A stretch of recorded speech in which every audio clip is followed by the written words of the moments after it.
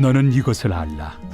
말세에 고통하는 때가 이르러 사람들이 자기를 사랑하며 돈을 사랑하며 자랑하며 교만하며 비방하며 부모를 거역하며 감사하지 아니하며 거룩하지 아니하며 무정하며 원통함을 풀지 아니하며 모함하며 절제하지 못하며 사나우며 선한 것을 좋아하지 아니하며 배신하며 조급하며 자만하며 쾌락을 사랑하기를 하나님 사랑하는 것보다 더하며 경건의 모양은 있으나 경건의 능력은 부인하니 이 같은 자들에게서 내가 돌아서라. 그들 중에 남의 집에 가만히 들어가 어리석은 여자를 유인하는 자들이 있으니 그 여자는 죄를 중히 지고 여러 가지 욕심에 끌린 바 되어 항상 배우나 끝내 진리의 지식에 이를 수 없느니라. 얀네와 얀부레가 모세를 대적한 것 같이 그들도 진리를 대적하니 이 사람들은 그 마음이 부패한 자요 믿음에 관하여는 버림받은 자들이라. 그러나 그들이 더 나아가지 못할 것은 저 두 사람이 된 것과 같이 그들의 어리석음이 드러날 것입니다. 오늘 말씀은 말세의 특징, 자기 중심적인 삶이라는 제목으로 말씀을 전하겠습니다. 오늘 본문의 말씀은 이제 말세가 오는데 그 말세의 고통에 따르는 가장 큰 이유는 자기 중심적인 것이다. 즉 자기를 최우선으로 여기고 자기 우상화를 심하게 하는 모습으로 나타난다. 이렇게 말씀을 합니다. 그러면서 오늘 우리가 말세에 대한 이해를 조금 잘 할 필요가 있는데요. 우리 한국 교회가 그 7, 80년대에 교회 부흥회를 하면서 종말에 대해서, 말세에 대해서 또는 휴거에 대해서 이런 이야기를 많이 했더랬습니다만 그 내용은 잘못된 이해입니다. 그래서 우리가 영화나 이런 것에도 보면 아마겟돈 전쟁이 일어나서 그때 이스라엘에서 성전 회복이 일어나고 뭐 이런 이야기를 했었는데요. 이것은 종말론에 대한 잘못된 이해로 우리나라만 그랬던 것은 아니고 미국의 주로 남부지방에 이런 쪽에 또 유대주의의 영향을 받은 사람들에 의해서 생겨졌던 것이고요. 또 그러나 이 말세에 대한 이해를 할 때는 우리가 항상 이해할 필요가 있습니다. 사도 바울이 2000년 전에 복음을 기록할 때도 말세였고요. 지금도 말세입니다.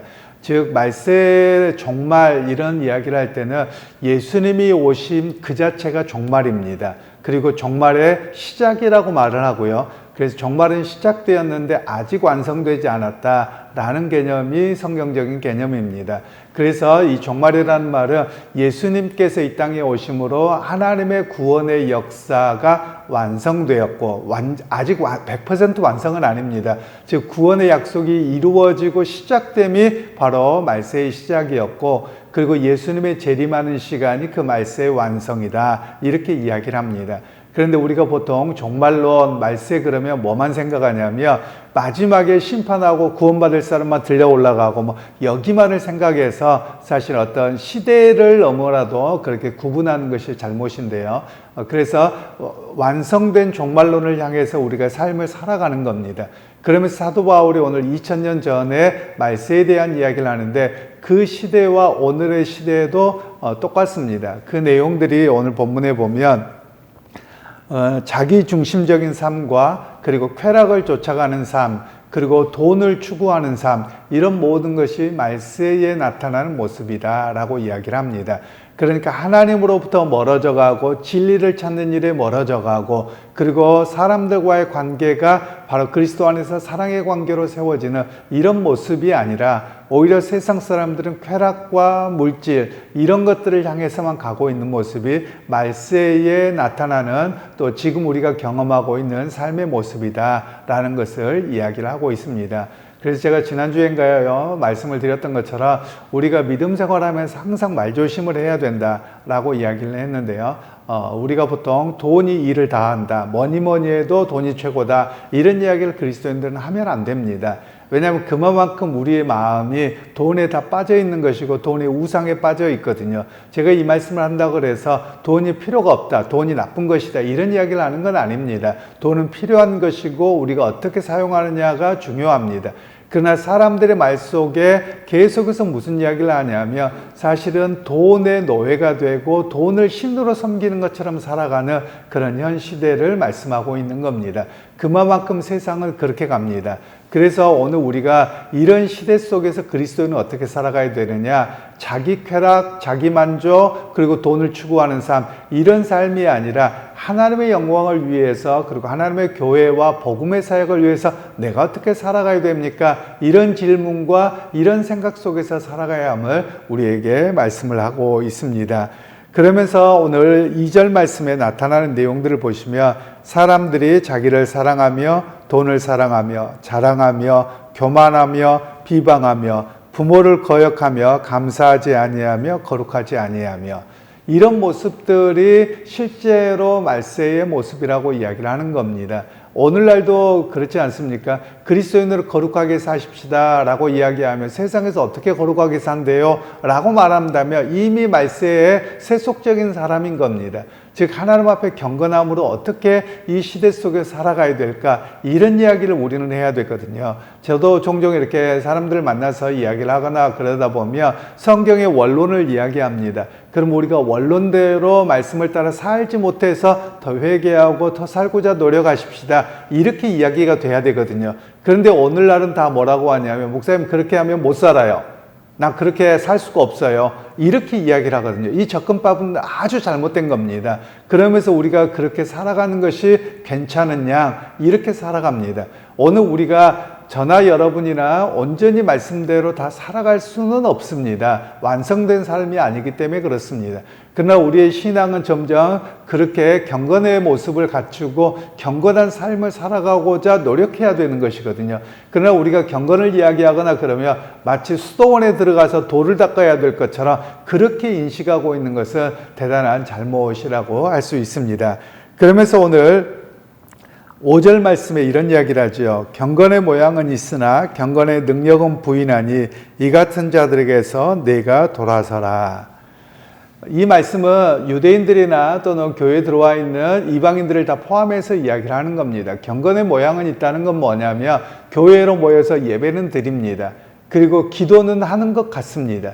그런데 능력이 없다는 거예요. 능력을 경험하지 못하고 있다는 겁니다. 이 능력이라는 말을 잘 이해할 필요가 있습니다. 이것은 기도하다가 신비적인 어떤 것을 경험한 것을 말하는 것은 아니고요. 즉 경건의 힘이라고 번역할 수 있습니다. 우리말로는 능력으로 번역되어져 있는데 영어로는 파워입니다. 그럼 경건의 파워가 뭐냐? 즉 앞에서 쭉 이야기하고 있었던 자기 쾌락, 만족, 부모를 거역함, 이런 것들을 이겨낼 수 있는 힘이 경건에 있다는 겁니다.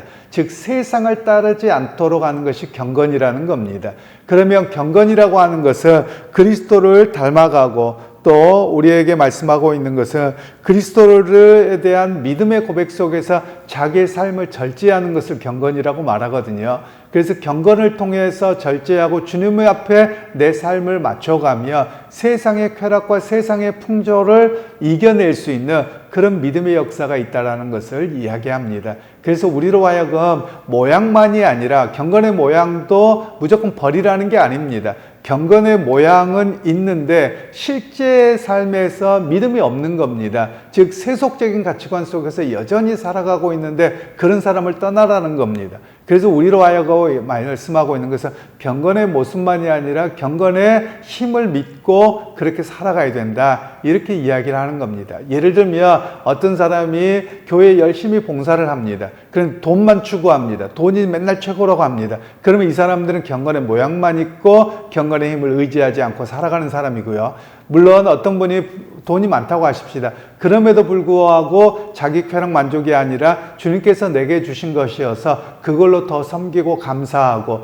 또 삶의 자리에서 거룩함으로 산다고 하며 경건의 모양과 능력을 같이 갖고 있는 사람이죠. 물론 또 어떤 사람은 경제적으로 그렇게 넉넉하지 못한다고 하십시다. 이 사람도 하나님 앞에 맨날 주시옵소서 바라기만 하고 그리고 세상에서 오직 돈한다. 그러면 이 사람도 경건의 능력을 갖고 있지 못하는 사람입니다. 그런데 경제적으로 넉넉하지 않더라도 교회에 봉사하고 예배 자리에 있고 또 삶의 자리에서도 비록 내가 많이 가진 것이 없다 할지라도 주님의 거룩한 백성으로 살아가고 또 그리스도를 위해 헌신하고 교회를 봉사하고 산다. 이 사람은 경건의 능력과 모양을 다 가지고 있는 사람인 것이죠. 바로 오늘 우리에게 우리의 마음의 중심이 어디 있느냐라고 하는 것을 이야기하는 겁니다. 그러니까 예배와 교회 봉사가 해야 되지만 이거보다도 우리의 마음의 중심이 중심이 세상의 쾌락과 자기만족과 돈에 있다며 경건의 힘을 잃어버린 사람이다. 그래서 그것을 온전히 회복해라. 이런 이야기로 말씀을 하고 계시는 겁니다.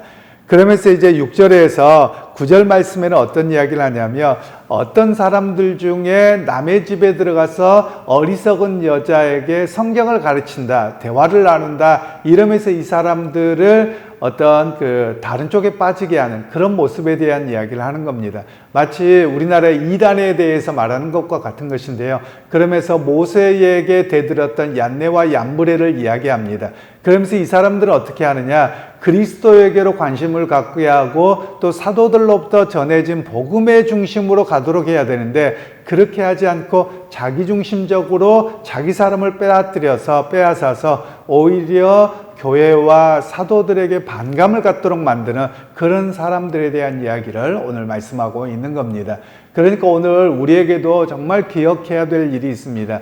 우리가 일부러 그런 사람들이 많지는 않겠습니다만 과거에 보면 집집마다 찾아갑니다. 그러면서 무슨 이야기를 하냐면 야 목사님 뭐하더라, 장로님 뭐하더라, 막 이렇게 흉을 보는 거죠. 물론 옳고 그름에 대해서 또는 잘하자 이렇게 하는 것은 좋겠습니다만 그렇게 함을 통해서 사람들의 마음을 미혹하는 겁니다. 이런 일들을 행하지 말고 이런 사람들을 떠나야 된다, 이런 이야기를 말씀하고 계시는 겁니다. 그래서 오늘 우리들로 하여금 말씀하고 있는 것은 우리 인간의 욕망, 바람에 대해서 조작하는 겁니다. 그래서 이 사람들은 어떻게 하느냐면 우리나라에도 이런 경우가 종종 있는데요.